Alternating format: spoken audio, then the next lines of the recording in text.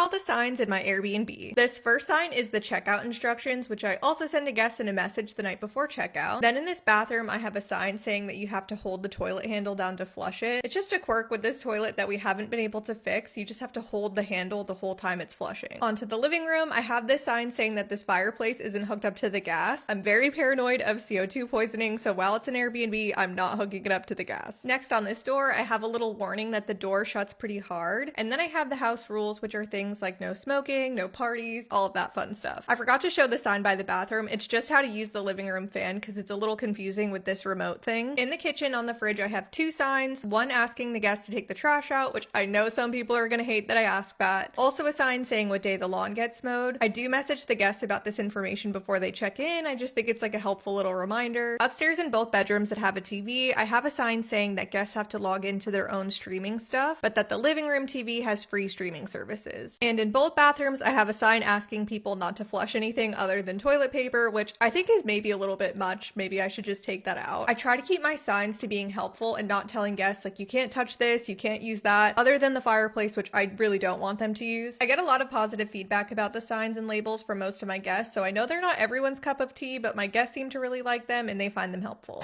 This was maddening watching how many signs were around the house. This is what people talk about when they get upset about going and staying in Airbnbs. At least it seems like maybe your primary residence that you Airbnb on the side. These are the ones that are gonna kind of go off a cliff here soon on Airbnb. I mean, yes, having a few signs is helpful. The welcome sign that has things like Wi-Fi and a couple little things for people to kind of keep an eye on. The feminine hygiene products, flushing stuff down the toilet is usually a good one to have, even though pretty much everyone should be doing that at this point. All of those other signs are crazy. You get to the point where you have to create a sign, just fix the problem instead of creating a sign for it. Having to hold the toilet handle down all the way, just fix that. Why put a sign there? You know, the door slamming hard. Why do you have someone update people and warn them that it's gonna shut that fast? Like, just put a new door in or put a soft closed door or something like that. So I would say, I mean, to this person, best advice for you is go look at every one of those signs and see if you can just fix that problem rather than have a sign for it.